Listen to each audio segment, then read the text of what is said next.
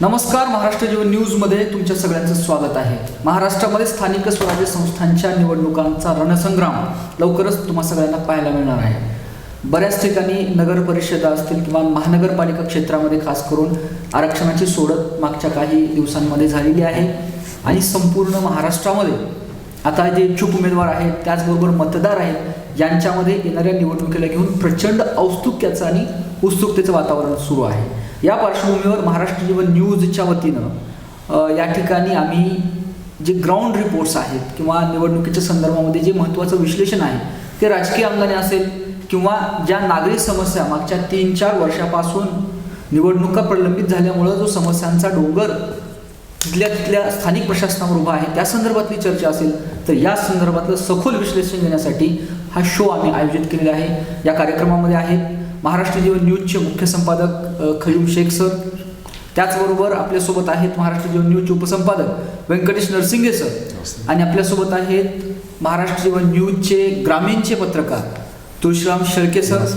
त्याचबरोबर आपल्यासोबत परळीहून बीड जिल्ह्याचे प्रतिनिधी आणि त्याबरोबर मराठवाडा समन्वयक म्हणून जे महाराष्ट्र जीवनचं काम पाहतात ते सवात अली सय्यद हे सुद्धा आपल्याला त्या ठिकाणी फोनवरून जुळणार आहेत. ते आपल्याला परळीमधून जुळणार आहेत. चर्चा अत्यंत महत्त्वाची होणार आहे. विश्लेषण हे अशा लोकांकडून तुम्हाला ऐकायला मिळणार आहे जे सातत्यानं ग्राउंड कनेक्ट ठेवून आहेत आणि त्याचबरोबर या आगामी काही निवडणुका आहेत त्या निवडणुकांवर सुद्धा महाराष्ट्र जीवनच्या वतीनं लक्ष ठेवून असणार आहेत. हे सगळे पत्रकार यांच्या माध्यमातून ते विश्लेषण तुम्हाला ऐकायला मिळणार आहे. सर्वात प्रथम मी खयूम सरांकडे येतो. सर, काय सांगाल तुमच्यासाठी म्हणजे लोकांसाठी माझा तुमच्या वतीनं हा प्रश्न आहे की आता लातूर शहर महानगरपालिकेचं यावर्षीचं चित्र काय असणार आहे आणि एकंदर तुमचं विश्लेषण काय लातूर शहर महानगरपालिकेच्या निवडणुकांना घेऊन? जर आपण मागचा जर या ठिकाणी मुद्दा जर घेतला आपण या ठिकाणी तर लातूरचं शहर जर आपण सर्व पार्श्वभूमी जर या ठिकाणी पाहिली तर या ठिकाणी भाजपचं या ठिकाणी आपल्याला कसल्याही प्रकारचं काही दिसलं नाही. कारण हा आहे की भाजपमध्ये अंतर्गत गटबाजी असल्यामुळे भाजपच्या अंतर्गत गटबाजी असल्यामुळे या ठिकाणी भाजप कुठंतरी पाठीमागे दिसतो आणि या ठिकाणी कुठंतरी एकतर्फा निवडणूक होण्याचे चिन्ह या ठिकाणी दिसत होते. पण कालांतराने या ठिकाणी भाजपने अर्चनाताई पाटील यांच्याकडे नेतृत्व दिल्यामुळे आता कुठंतरी चुरशीची लढत होणार आहे की काय.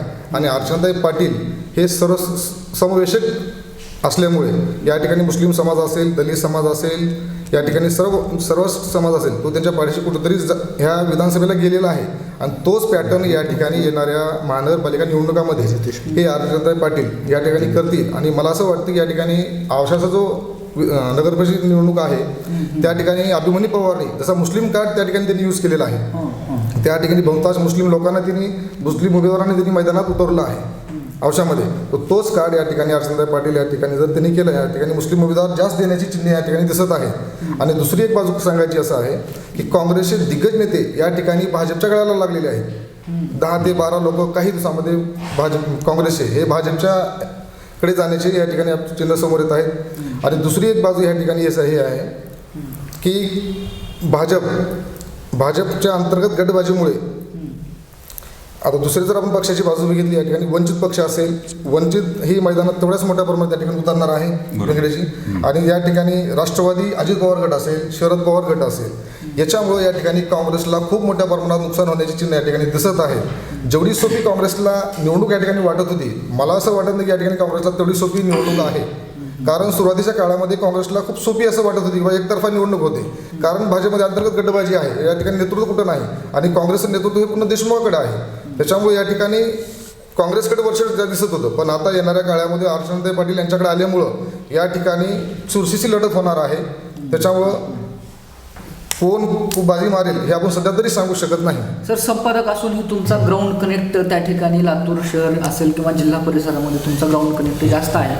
तर मला सांगा की काँग्रेसच्या अपयशाची म्हणजे समजा जर भविष्यामध्ये काँग्रेसला अपयश येणार असेल किंवा आता तुम्ही सांगितल्याप्रमाणे त्या ठिकाणी भाजपचं पारडं जड होणार असल्याची सुद्धा शक्यता आहे. तर याची कारणं काय आहे? कारणं काय वाटतात की इतकी जुनी काँग्रेस, विलासराव देशमुखांची काँग्रेस लातूर जिल्ह्यामध्ये कुठल्याही प्रकारे मागच्या काळात काँग्रेसशिवाय पर्याय नव्हता, तर ही वेळ का आली काँग्रेसवर? काय कारणं वाटतात तुम्हाला? आपण जर पाहिलं विलासराव देशमुख जोपर्यंत होते तोपर्यंत लातूरचा विकास होत असताना दिसला. पण ज्यावेळेस विलासराव नसताना त्याच्यावर ज्यावेळेस अमित देशमुखांनी ही पूर्ण धुरं सांभाळली, पण लातूरमधले कुठलेही नवीन नवीन उद्योग या ठिकाणी आलेले नाहीत. बेरोजगारी जे तरुण असतील त्यांना कुठे रोजगार भेटले नाही, हेही तेवढीच बाजू महत्त्वाची आहे. मग लातूरचं शुद्धीकरण असेल, स्वच्छताचा विषय असेल, आज मला सांगा लातूर शहर आपण म्हणतोय, पण कुठं शहर असं दिसतंय? कुठं शुद्धीकरण, कुठं स्वच्छता आहे सांगा? एखादी अधिकारी म्हणजे कुठंच काही नाही. या ठिकाणी काँग्रेसने आज बहुतांश लातूरमध्ये काँग्रेसचं या ठिकाणी वर्चस्व आहे, पण काँग्रेसनं चांगलं काम केलं आहे का? आहे तसंच आहे. त्याच्यामुळं या ठिकाणी भाजप, ठीक आहे, भाजपचेही या ठिकाणी नगरसेवक आले होते, त्यांच्या आल्यामुळे त्यांनीही कुठंतरी नाही, पण या ठिकाणी लोक भरमात आहेत, नवीन पर्याय कधी निवडण्याचे लोक शोधत आहेत.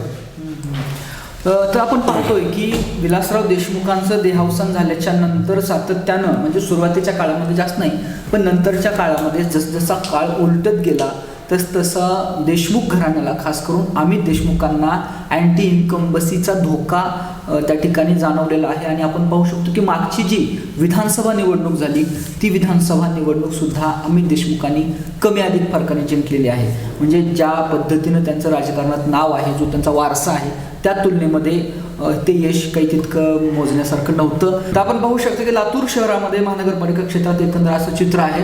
व्यंकटेशजी, मी तुमच्याकडे येतोय. आपला अनुभव खास करून ग्रामीण भागामध्ये तुमचा थोडासा जास्त आहे, तर त्या अनुषंगाने माझा प्रश्न तुम्हाला आहे की नगरपंचायत आणि नगरपालिकांचं चित्र आता काय असणार आहे? तुमचा अनुभव काय म्हणतो, काय विश्लेषण आहे? हे बघा, आता सध्याची परिस्थिती अशी आहे की 17 तारीख संपलेली आहे.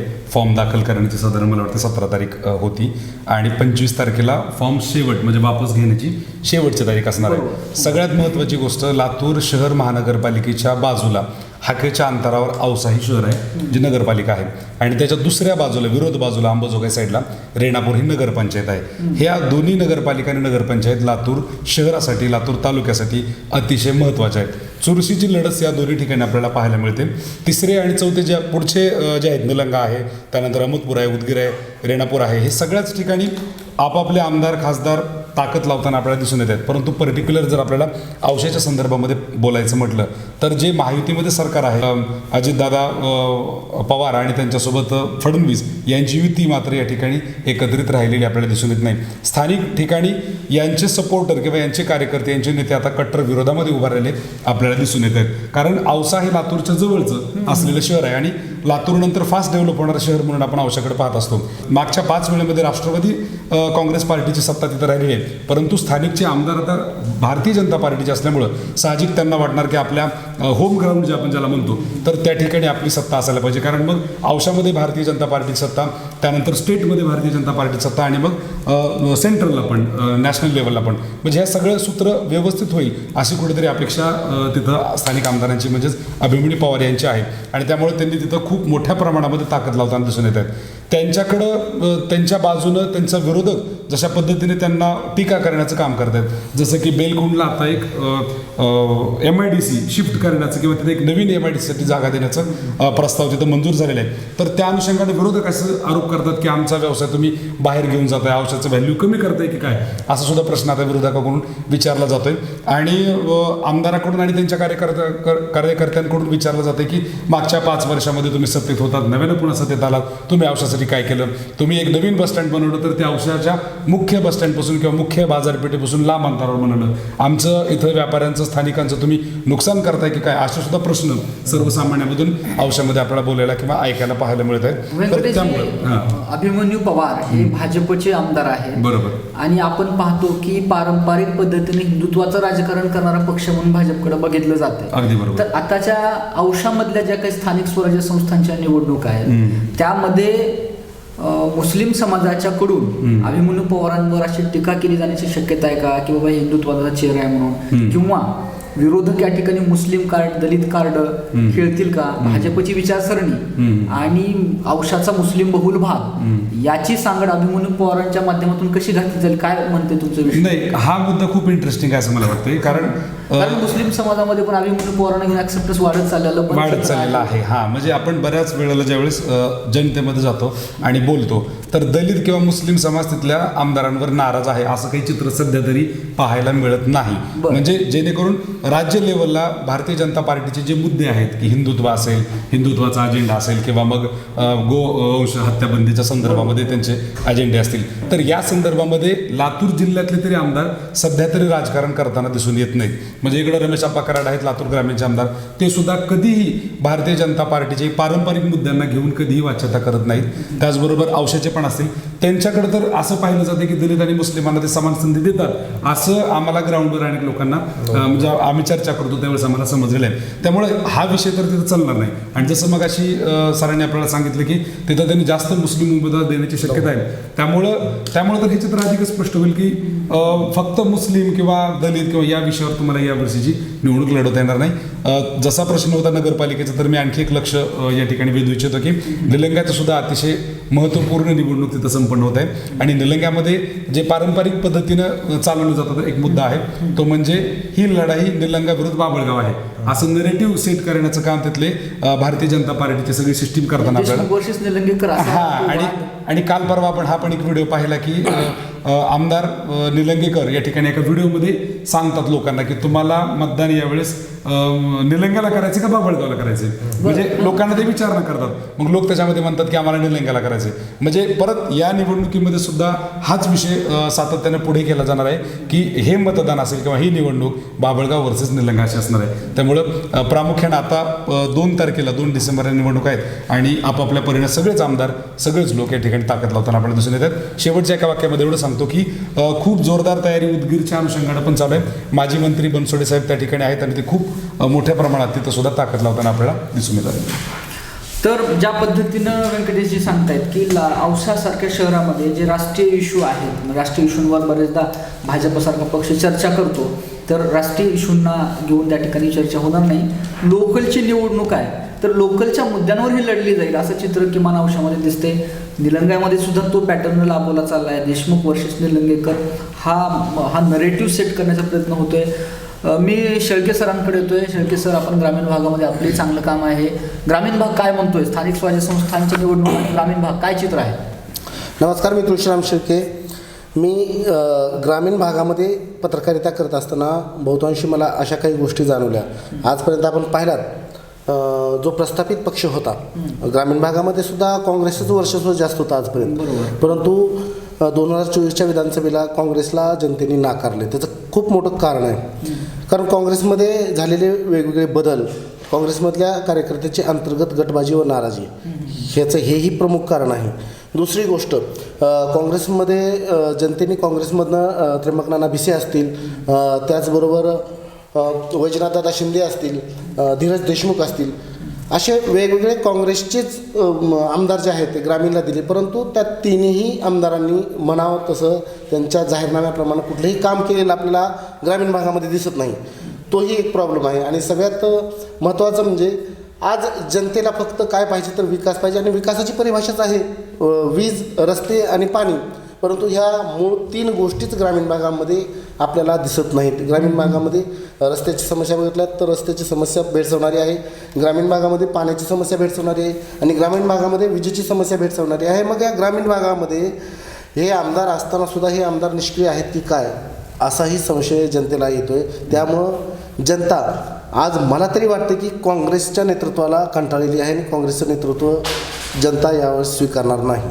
सर, काय वाटते ग्रामीण भागामध्ये असे कोणते मोठे चेहरे आहेत का की जे पडण्याची शक्यता आहे किंवा पडण्याच्या भीतीनं ते काँग्रेससारख्या पक्षातून भाजपमध्ये जातील, असं काही चित्र वाटते का? आहेत का 2-3 मोठे चेहरे? नाही, तसं काही चेहरे नाहीत, तसं काही चित्र नाही. परंतु मुळात आता यामध्ये ही चुरशीची लढत तर होणारच आहे. परंतु काँग्रेस पक्ष जो आहे तो काँग्रेस पक्षाने आता पूर्ण मतदारांचा कौल ओळखलेला आहे. त्यामुळं काँग्रेस पक्ष आता थेट नवीन चेहरे देण्याची जे चान्सेस आहे, शक्यता आहे, ती शक्यता आहे.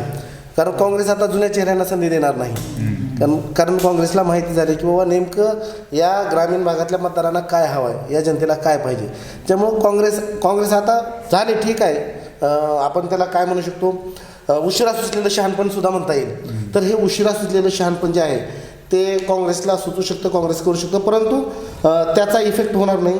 आता ग्रामीण भागातल्या स्वराज्य संस्था जर पाहिलात तर ग्रामपंचायत, बहुतांश ग्रामपंचायत असेल, पंचायत समिती असेल, तर यामध्ये जे काही निष्क्रियता आहे ते काँग्रेसच्या वर्चस्वामध्ये झालेली आहे. सर त्यामुळे निवडणुका जरी लोकलच्या असल्या तरी आमदारासारख्या व्यक्तिमत्वाचा अल्टिमेट प्रभाव असतोच.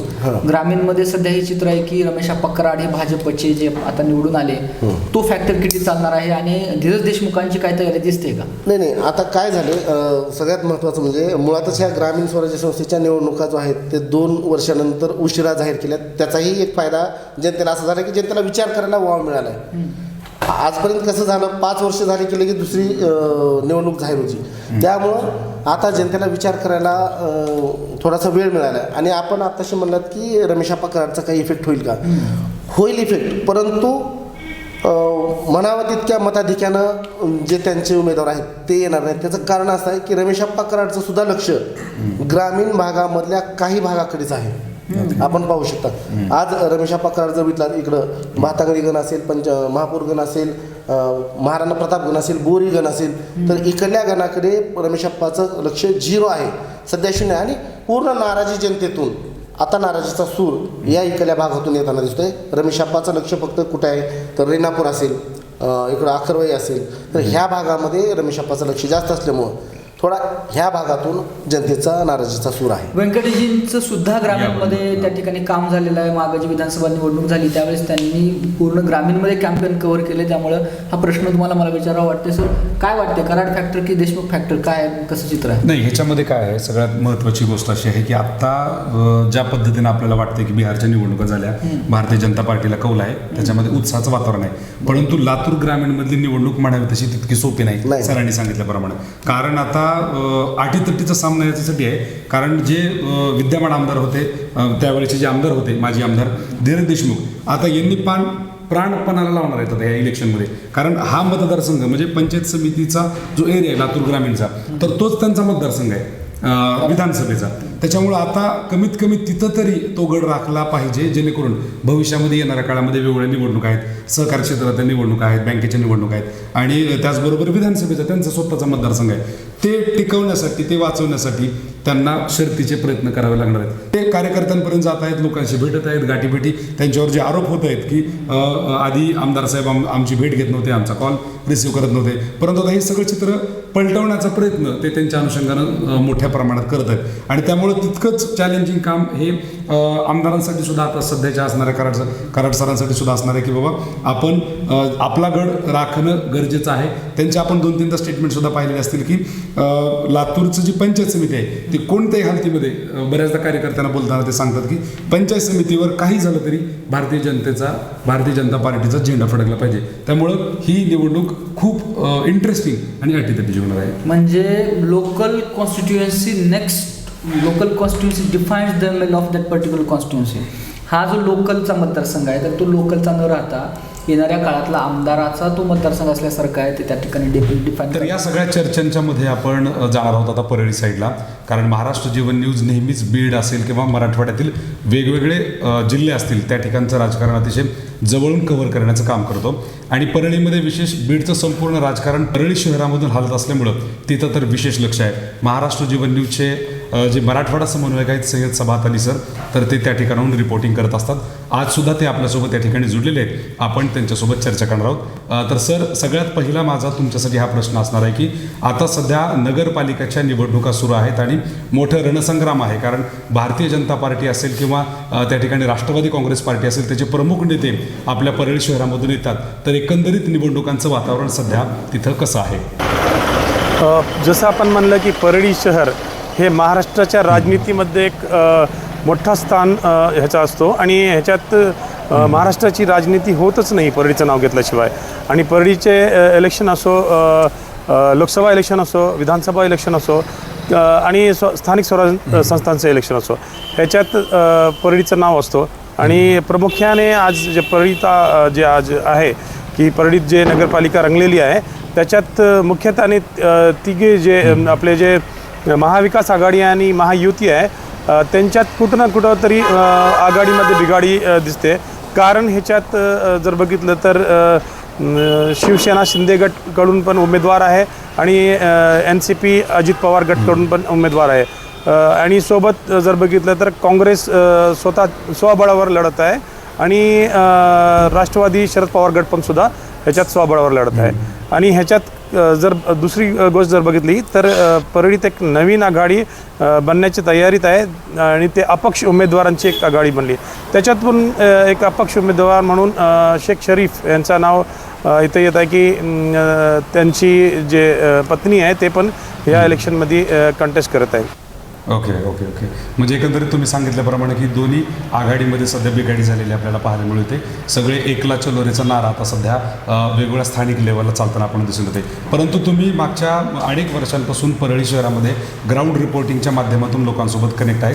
काय वाटते यावेळेस कोणाचा पारडा नेमका जड असणार आहे परळी शहरामध्ये? पारडा जड आणि पारडाचा जर बघितलं तर परळीमध्ये बघितलं तर सगळ्यात प्रामुख्याने जर बघितलं तर NCP अजित पवार गटाकडून बाजीराव भैया धर्माधिकारी यांची जे पत्नी आहेत पद्मश्री बाजीराव धर्माधिकारी हे इथं लढतमध्ये आहेत. तसंच काँग्रेसमधून जे आहे बहादूरभाई यांची पत्नी सय्यद मैमुना हनीफ हे इथं आहे.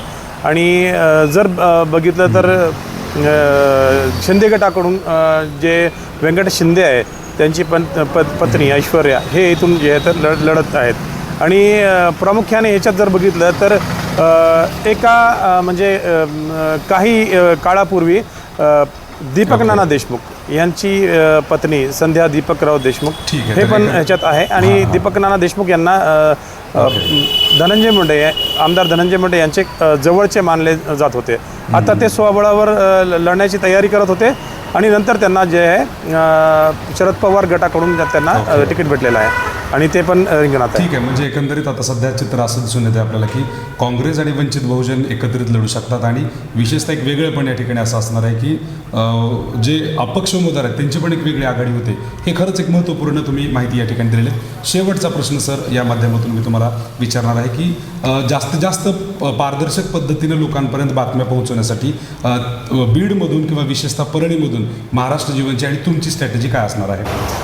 ह्याच्यात तर स्ट्रॅटेजीमध्ये जर बघितलं तर आम्ही जे आता कारण स्थानिक स्वराज संस्थांचे हे इलेक्शन्स आहेत तर ह्या पूर्ण इलेक्शनमध्ये आम्ही प्रत्येक वॉर्डामध्ये जाऊन आम्ही फेज बनवलेले आहेत आणि फर्स्ट फेजमध्ये जे उत्सुक उमेदवार होते त्यांची आम्ही घेतली, त्यांचे मुलाखती घेतले आणि आता जे उमेदवार आहेत त्यांच्याकडून पण आम्ही मुलाखती घेत आहोत आणि ग्राउंडवर आम्ही जाऊन प्रामुख्याने जे लोकांचे इश्यूज आहेत आणि एक ऑडिट त्याला आपण म्हणूया की स्थानिक स्वराज्य संस्थांचे जे वॉर्ड्स आहेत त्यांच्यामधून आम्ही ते ऑडिट करण्याचा प्रयत्न करू की जे लोकांनी जे काम केले त्यांचं आणि जे नवीन लोक येणार आहेत ते काय काम करतील ह्याचा पण आपण लोकांकडून एक जाणून घेण्याचा प्रयत्न करणार आहोत. ठीक आहे ओके. तर जनता ठरवेल की आता कोण नगराध्यक्ष असेल आणि नगरसेवक असतील. खूप खूप धन्यवाद तुम्ही या ठिकाणी आमच्यासोबत जुडल्याबद्दल आणि त्यातली महत्त्वपूर्ण परळी शहरामधील माहिती आम्हाला दिल्याबद्दल धन्यवाद. तर आपण पाहतोय स्थानिक स्वराज्य संस्थांच्या निवडणुका चुरशीच्या होणार आहेत. यामध्ये जसे राजकीय गणित आहेत त्याच पद्धतीनं बडे मुद्दे सुद्धा त्या ठिकाणी विचारामध्ये घेतले गेले पाहिजेत. शेळके सरांकडे मी येतोय. शेळके सर काय सांगाल, कुठल्या मुद्द्यांना घेऊन जनतेचा कल आहे, कुठल्या विषयावर मागच्या काळामध्ये आंदोलनं झाली, लोकांची मागणी एकंदर ग्रामीण भागामध्ये आणि त्या सगळ्या स्थानिक स्वराज्य संस्थांच्या मतदारसंघामध्ये कुठल्या मुद्द्यावर निवडणूक होणार आहे? नक्कीच विक्रांतजी, आपण जर पाहिलं आता आम्ही जेव्हा ग्रामीण भागामध्ये रिपोर्टिंग करतो त्यावेळेस बऱ्याच वेळा असं जाणवतं की मतदार हे दोन प्रकारचे आहेत. एक राजकीय जाण असणारे मतदार आहेत, त्याची संख्या आहे जवळपास 70 ते 75%. आणि ज्यांना राजकीय जाण नाही किंवा राजकारणाशी काही देणे घेणे नाही असे एक 20% मतदार आहेत आणि 5% मतदार जे आहेत ते तटस्थ आहेत. ते सांगाल त्यांना आम्ही मतदान करू अशा प्रकारचे आहेत. परंतु यामध्ये बहुतांशी आपला लातूर जिल्हा जर पाहिला आपण तर लातूर जिल्हा हा मुख्य सोयाबीन उत्पादक जिल्हा आहे. आणि दुसरी गोष्ट लातूरचं एक वैभव आहे, लातूरमध्ये देवणी गोवंश खूप प्रसिद्ध आहे. देवणीचा वळू म्हणला जातो ज्याला, तर देवणी गोवंशसुद्धा प्रसिद्ध आहे. आणि हे देवणी गोवंश आणि लातूर जिल्हा सोयाबीन उत्पादक जिल्हा म्हणून ओळखला जातो. हे दोन्ही सोयाबीन संशोधन केंद्र असेल आणि देवणी गोवंश वळू संशोधन केंद्र असेल, हे दोन्ही संशोधन केंद्र इथून पळवले गेलेत लातूरमधनं, या लातूर जिल्ह्यामध्ये. ॲक्च्युली खरं पाहिलं तर या लातूरमध्येच हे संशोधन केंद्र उभा टाकायला पाहिजे होतं, असं जाणकार मतदारांचं मत आहे. जाणकार मतदारांच्या चर्चा आहेत ज्या की आम्हाला ऐकण्यात येतात. परंतु हे दोन्ही संशोधन केंद्र बाहेर पळवले गेले. आमचं प्रसिद्ध असणारं वळू संशोधन केंद्रसुद्धा पळवलं गेलं. तर मतदार काय म्हणतात की बाबा या जिल्ह्यामध्ये 7-7 राजकीय वळू असताना एकाही राजकीय वळूनं याकडे पाहिलं नाही, कारण हा वळू पळवून नेत असताना हा सगळ्यात मोठा मुद्दा या निवडणुकीचा आहे. आणि याची चर्चा, याची धूस कुठंतरी बाहेर आम्हाला फिरताना दिसत आहे. तर हाही एक इफेक्ट या येणाऱ्या निवडणुकीवर जे कोणी प्रस्थापित वळू होते त्या प्रस्थापित वळूवरती होण्याचा संभव धोका आहे. निवडणुका म्हणलं की राजकीय गणित येतात, जातीचं राजकारण येतं आणि ज्या पद्धतीने शेळके सरांनी सांगितलं त्या पद्धतीनं महत्त्वाचे संवेदनशील मुद्दे, ज्या मुद्द्यांवर जनतेचा कल आहे त्या मुद्द्यांवर ही निवडणूक रंगण्याची शक्यता असते. मी खैरू सराकडे येतोय. सर, लातूर शहर महानगरपालिकेच्या अनुषंगाने महापौराचं पद आणि त्यामध्ये जातीचं राजकारण या प्रश्नाला जोडून म्हणजे खास करून हे मांडायचं मला, हे तुम्हाला विचारायचं आहे की लातूर शहर महानगरपालिकेमध्ये आजपर्यंत दलित समूहाला, आत्तापर्यंत दलित समाजाला महापौरपद दिलं गेलेलं नाही. त्याचबरोबर आजूबाजूच्या जे नगरपंचायत असतील किंवा नगरपालिका असेल त्यामध्ये सुद्धा त्या की पोस्टवर मुस्लिम समाजासाठीचा विचार राजकीय पक्षाकडून केला जात नाही. तर हे चित्र आज कुठं बदलणार आहे का? दलित मुस्लिम समाजाला या निवडणुकांमध्ये महत्त्वाच्या पदावर न्याय मिळेल असे काही पावलं राजकीय पक्ष टाकतील का? काय म्हणते तुमचं विश्लेषण? तसंच विषय आहे. लातूर शहरामध्ये महानगरपालिकेच्या निवडणुका आहेत. दलित समाज हा काँग्रेसकडून कुठंतरी हा विभागला जातोय आणि तो म्हणजे वंचित हा त्यांच्याकडे समोर पर्याय होता. पण यावेळेस काँग्रेस हा दलित समाजाला महापौर पद देण्याचे हे चिन्ह कुठेतरी दिसत आहेत आणि हाच फॅक्टर काँग्रेस खेळत असं वाटत आहे. कारण काँग्रेसकडे जो मतदार दलित आणि मुस्लिम होता, हा दलित आणि मुस्लिम मतदार जो आहे हा वंचितकडे असेल MIMकडे, कारण MIM त्याच ताकदीने या ठिकाणी निवडणूक लढवणार आहे. त्याच्यामुळे काँग्रेस हा दलित समाजाला महापौर पदाची उमेदवारी देईल अशी शक्यता जास्त या ठिकाणी वर्तवली जात आहे. आणि या ठिकाणी जर आपण लातूर शहराची जर पूर्ण पार्श्वभूमी जर पाहिली तर भाजपने पण मुस्लिम उमेदवार देण्याचे चिन्ह या ठिकाणी कमीत मला 10 ते 15 उमेदवार देण्याचे चिन्ह या ठिकाणी दिसत आहे. म्हणजे मुस्लिम बहुल भाग असतील, ज्या ठिकाणी मुस्लिम बहुल भाग असतील त्या ठिकाणी मुस्लिम चेहरे देण्याचं त्यांनी असं ठरवलेलं आहे. लातूरमध्ये देखील अर्चनाताई पाटील यांच्या नेतृत्वामध्ये. त्याच्यामुळे या ठिकाणची जी निवडणूक आहे हे आपण कुणी एका बाजूने जाईल असं सांगता येणार नाही, पण चुरशीची लढत होणार आहे. आणि कारण ही वंचित आहे, MIM आहे, यामुळे कोण कुणाच्या पारड्यात जाईल हे आपण शेवटपर्यंतही सांगू शकणार नाही. आणि दुसराच भाग जर आपण पाहिला, निलंग्याची निवडणूक असेल, जो भाजपचा नगराध्यक्ष होता हमीदभाई, तो त्याच काँग्रेसमध्ये येऊन त्याला काँग्रेसची उमेदवारी नगराध्यक्षपदाची दिलेली आहे. उदगीरचा जरी आपण विषय या ठिकाणी घेतलं तर त्या ठिकाणी मुस्लिम चेहराच नगराध्यक्षपदाचा दिलेला आहे. त्याच्यामुळं ह्या लातूर जिल्ह्यामध्ये सर्वांश तालुक्यामध्ये जेवढ्या काही नगर परिषद निवडणूक होणार आहेत हे चुरशीच्या होणार आहेत. संजय बनसोडे तेवढ्याच ताकदीने उदगीरमध्ये लढत आहेत, त्या ठिकाणी काँग्रेसचे त्याच ताकदीने लढत आहे. त्याच्यामुळं यावेळेस कोण कुणाकडे जाईल आणि जनता कोणा हे आपण सांगू शकणार नाही. या गोष्टीवर महाराष्ट्र जीवन न्यूज हे लक्ष ठेवून आहे. जनतेचा कौल काय असणार आहे, स्थानिक स्वराज्य संस्थांच्या राजकारणामधले महत्त्वाचे मुद्दे, जातीचं राजकारण, या सगळ्या गोष्टी सविस्तर पद्धतीनं तुमच्यापर्यंत पोहोचवण्याचं काम आम्ही करणारच आहोत. लातूर शहर महानगरपालिकेबद्दल माझं स्वतःचं विश्लेषण जर तुम्हाला ऐकायचं असेल तर मला असं वाटतं की वेगवेगळ्या भागामध्ये वेगवेगळे मुद्दे हे ऐरणीचे ठरणार आहेत. सगळ्यात महत्त्वाचा मुद्दा आहे लातूर शहरातील कचऱ्याचा प्रश्न. कचऱ्याच्या प्रश्नावर या ठिकाणी मोठं राजकारण होण्याची शक्यता आहे. नगरसेवक ज्यावेळेस त्यांच्या प्रभागामध्ये जातील त्यावेळेस लोकांकडून कचऱ्यासंदर्भात म्हणजे कचरा निर्मूलनासाठी तुमची भूमिका काय असणार आहे हा प्रश्न नक्की विचारला जाणार आहे. तो एक सूर आहे. त्याचबरोबर गंजगोलाई येथील हातगाडीवाल्यांचा जो प्रश्न आहे तो सुद्धा प्रश्न या ठिकाणी मोठ्या ऐरणीवर असणार आहे. म्हणजे लातूर शहर महानगरपालिकेची निवडणूक, त्या निवडणुकीला सामोरे जात असताना राजकीय पक्षाच्या नगरसेवक पदाच्या उमेदवारांना या प्रश्नांचा नक्की सामना करावा लागणार आहे.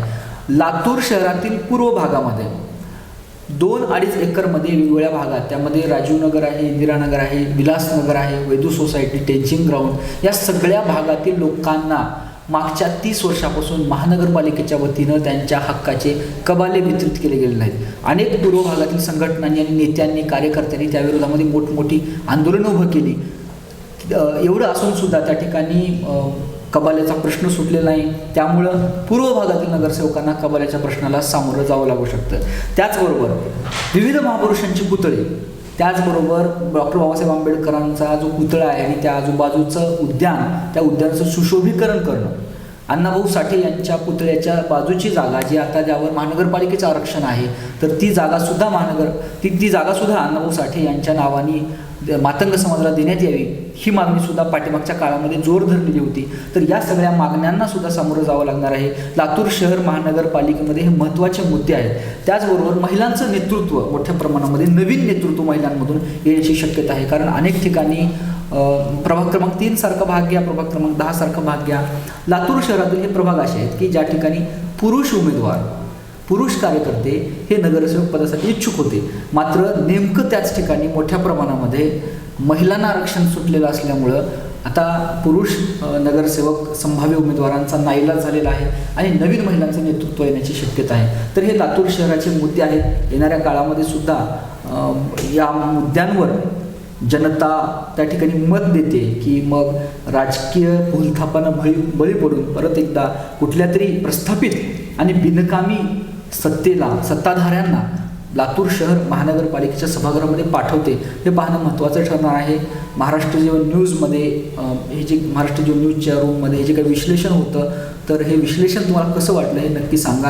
आणि या विश्लेषणाच्या प्रक्रियेमध्ये, या कार्यक्रमामध्ये जी माझ्यासोबत टीम होती त्यामध्ये आमचे आदरणीय खयुम शेख सर मुख्य संपादक म्हणून ते काम पाहतात, उपसंपादक व्यंकटेशजी नरसिंगे सर, त्याचबरोबर तुळशीराम शेळके सर आणि परळीहून आपल्याशी जॉईन झालेले ज्यांचं विश्लेषण तुम्ही आताच ऐकलं ते सभात अली सय्यद सर यांचेसुद्धा मी आभार मानतो. तर आपण पाहू शकता की लातूर शहर महानगरपालिकामध्ये वेगवेगळ्या महापुरुषांच्या आणि विविध समाजांच्या पुतळ्यांना, समाजाच्या महापुरुषांच्या पुतळ्यांचा जसा मुद्दा आहे, त्याचबरोबर मुस्लिम समाजाच्या शादीखान्याचा सुद्धा जो मुद्दा आहे तो सातत्यानं ऐरणीवर आलेला आहे. प्रसारमाध्यमातील बांधवांना माहीत असेल की शादीखान्याच्या मुद्द्यावर अनेक बातम्या त्यांनी प्रसारित केलेल्या असतील. त्याचबरोबर लोकांचा एक रोष आहे की जो शादीखाना तयार केला गेला तर त्या शादीखान्याचा काहीच फायदा मुस्लिम समाजाला दिसून येत नाही. शादीखाना फक्त नावाला, अशा प्रकारचं चित्र महानगरपालिकेच्या या मतदारसंघामध्ये निर्माण झालेलं आपण पाहतोय. हा सुद्धा मुद्दा समोर येण्याची शक्यता आहे. तर अशा प्रकारचं विश्लेषण या ठिकाणी झालेलं आहे. याबद्दल तुम्हाला काय वाटलं हे सविस्तर कमेंटमध्ये सांगा आणि पाहत राहा महाराष्ट्र जीवन न्यूज. धन्यवाद.